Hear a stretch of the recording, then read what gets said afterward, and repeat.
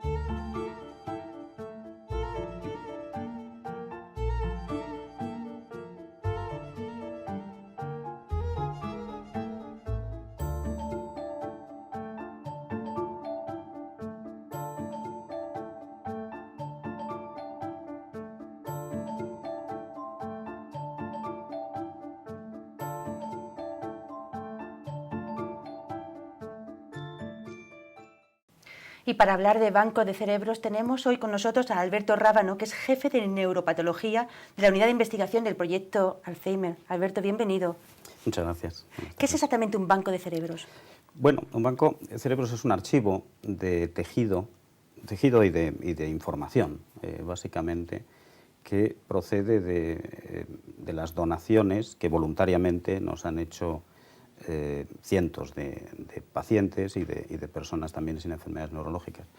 Claro, las donaciones las hacen en vida, pero nosotros realmente la donación se hace efectiva post-mortem, cuando las personas fallecen, de manera que lo que tenemos archivado en el banco de cerebros es el tejido cerebral y otras muestras también y otros tejidos de estas personas, junto con toda la información clínica que es imprescindible para poder interpretar bien los hallazgos.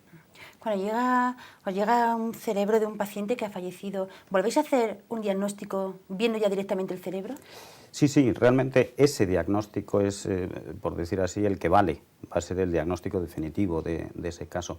Nosotros cuando hacemos, es una autopsia neuropatológica lo que hacemos, ¿no? Desde el punto de vista técnico, tenemos un diagnóstico clínico que es de probabilidad.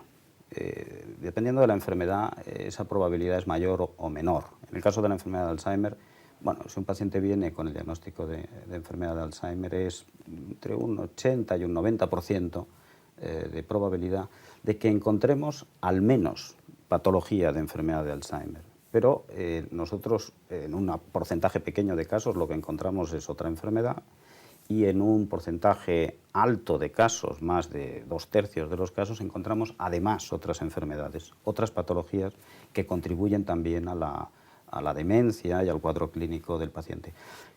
Eso es fundamental, porque lo que hacemos en el momento de hacer nuestro diagnóstico, lo que se llama el diagnóstico neuropatológico, lo que estamos haciendo es clasificar ese caso para siempre.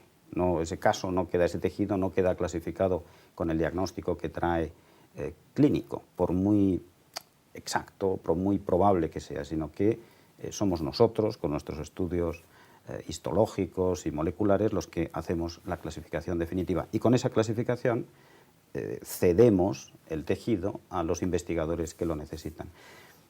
Esto es muy importante, porque no es lo mismo investigar en Alzheimer con un cerebro que solo tiene Alzheimer, a investigar con un cerebro que tiene Alzheimer y además patología vascular y además patología de tipo Parkinson, etcétera, que es muy frecuente. Usted quería comentar, o sea, me estaba comentando un 80% de los casos, o sea, llega al cerebro y hay otras enfermedades que se asocian al Alzheimer o no, o que coinciden o han coincidido. Aproximadamente en 2/3 de los casos. Claro, puede ser y es probable, si el diagnóstico es de enfermedad de Alzheimer, que la patología predominante sea la que conocemos como patología de tipo Alzheimer.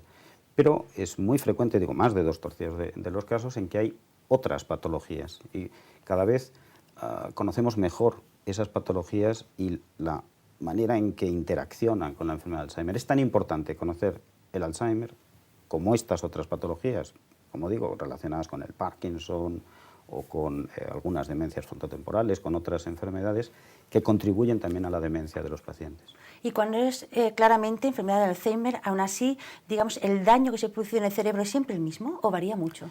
No, hay una variabilidad fenotípica, que es como la llamamos, que hace que ya pensemos que no hay una sola enfermedad de Alzheimer, sino que realmente lo que estamos viendo en el nivel en que lo observamos nosotros, que es el nivel del daño en el tejido, hay distintos tipos de Alzheimer. No es lo mismo, por ejemplo, lo que encontramos en un paciente que fallece a los 75 años, que en un paciente con Alzheimer que fallece a los 90 años. Ya solamente por el ser un distinto grupo de edad encontramos, por así decir, una enfermedad distinta. Y eso es muy importante que lo conozcamos. Y luego hay variantes raras de la enfermedad de Alzheimer, más infrecuentes, pero que es muy importante conocer para no confundirlas con otras enfermedades, y nos enseñan mucho también de cómo esa patología típica de la que hablamos muchas veces, de la enfermedad de Alzheimer, realmente no es tan monocorde, sino que muchas veces tiene gran variabilidad que nos está ayudando también a entender los mecanismos de origen de la enfermedad. Hemos hablado en estos programas con diferentes investigadores que también trabajan sobre animales, modelos animales, ¿no?, que se han modificado de tal manera que pueden desarrollar una enfermedad parecida al Alzheimer, pero no es el Alzheimer en sí. Pregunto, ¿el Alzheimer solo se produce como tal en el cerebro humano? Sí, sí. De hecho, ni siquiera en otros mamíferos superiores y ni siquiera en los primates superiores, en los que son más próximos a nosotros filogénicamente, como los chimpancés o los gorilas, ni siquiera es idéntica la enfermedad. Mucho menos en los modelos animales que se hacen en ratones transgénicos habitualmente y que reproducen un aspecto molecular, porque es así como se hacen los ratones transgénicos, ayudan mucho para disecar precisamente lo que está unido en todo el proceso patogénico en el ser humano, lo desmembran en distintos procesos, y nos enseña mucho de esos procesos, pero en fin, a nosotros nos ocurre con muchísima frecuencia que investigadores que tienen resultados muy prometedores en uno de estos modelos necesitan comparar eso, lo que han encontrado, con el correspondiente hallazgo en el tejido humano, y nos piden tejido, y es uno de los motivos por los que estamos cediendo tejido continuamente. A investigadores. A investigadores que utilizan modelos animales.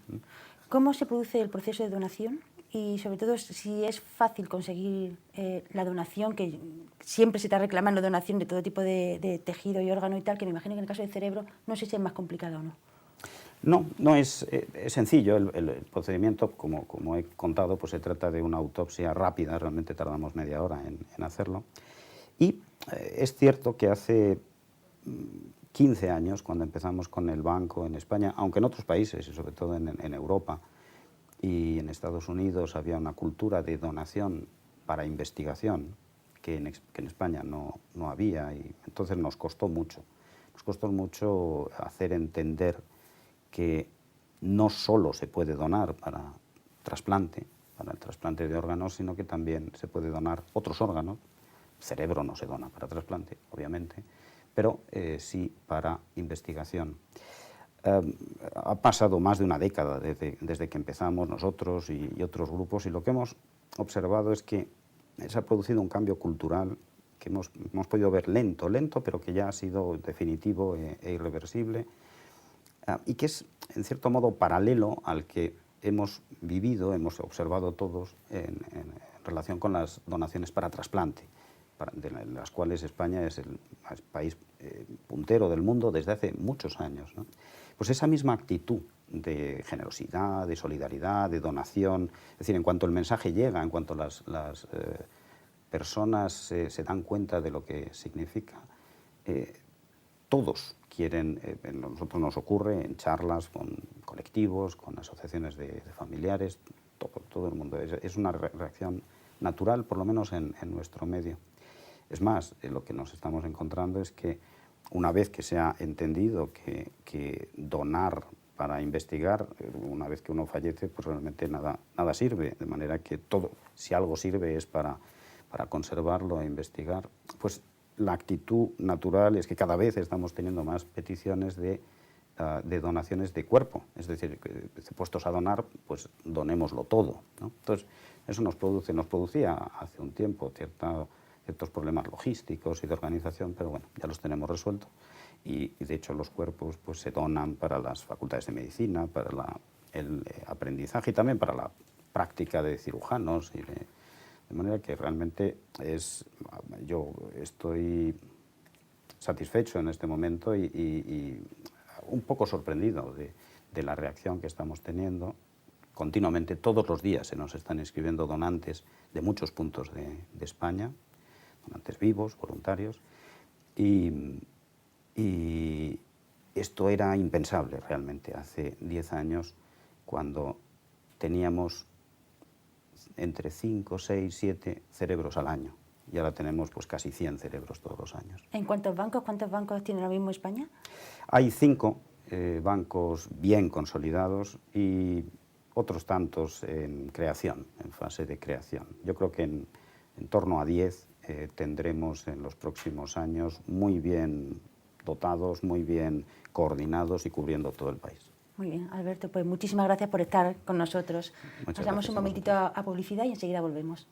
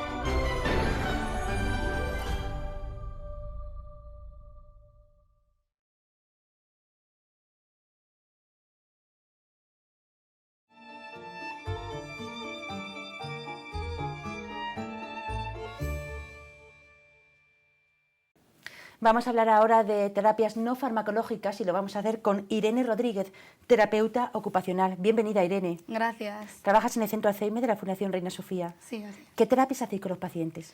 Bueno, nosotros desde terapia ocupacional planteamos una intervención a base de actividades, de distintos tipos de actividades que nos van a ayudar a conseguir unos objetivos que nos planteamos previamente al diseñar el tratamiento.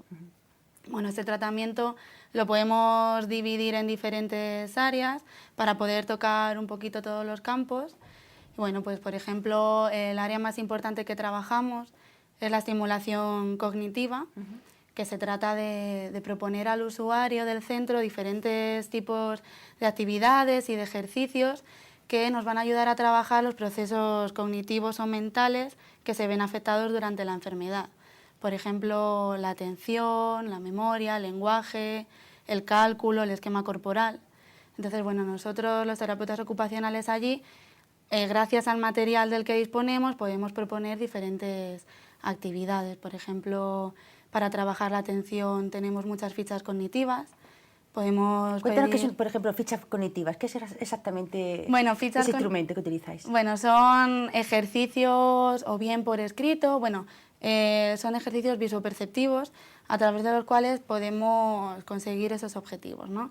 Para trabajar la atención, una ficha cognitiva sería poder localizar entre un grupo de elementos muy parecidos determinados elementos que tienen algo diferente.